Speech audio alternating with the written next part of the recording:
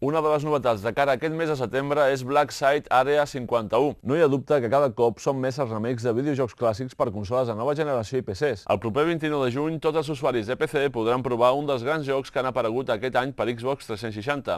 Estem parlant de Lost Planet Extreme Condition. Esperem poder portar-vos més novetats de l'E3 les properes setmanes. La segona part de Lluís, amb un vídeo força curiós. Hem arribat al final del nostre programa i volem marxar amb música. Molt conegut. Sí, és que no té gaires canvis. De fet, Dead or Alive és això, el mateix que havíem vist, però més bonic. Encara que sigui penúltim, també és original, perquè parlarem d'un joc en el que adoptem el paper d'un robot domèstic.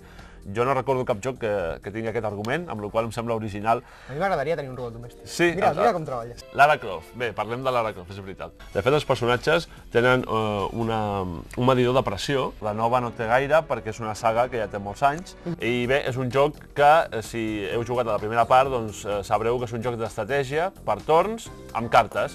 Em ve petita la caputxa, estic passant. Sí, ja ho veig. Parlem d'Urban Reign, un joc de PS2 que està molt bé, de Namco. Cristian, a part d'aprofitar-te a mi, suposo que parlaràs avui de videojocs, no? Sí, tenia que netejar una mica la bava que et queia amb el Star Wars, però bueno, cadascú li agrada el que li agrada, escolta. Això és veritat. Això hi té bona pinta més, eh?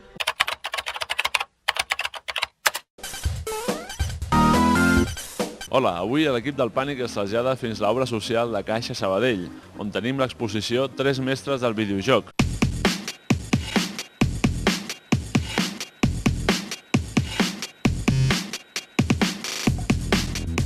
Continuamos en Panic, en el especial Burnout Revenge, aquí desde el Hard Rock Café de Barcelona.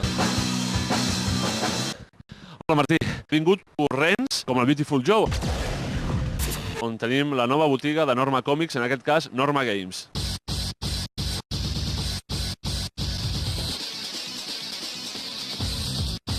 Quin ha sigut el joc que heu venut més? El Nintendogs, tal vez. Tenim amb nosaltres a Guillem Cavaller, del programa ja desaparegut Game 40, y tengo aquí a mi lado a la jefa de prensa de Ubisoft, Sandra Melero. Bueno, pues es realmente una consola que a nivel tecnológico es totalmente revolucionaria. A los juegos para móvil, pero en el caso de tus juegos que has realizado, son juegos bajo los sistemas antiguos, es decir, se corren claro, en el ordenador original o supongo que en la propia máquina antigua, ¿no?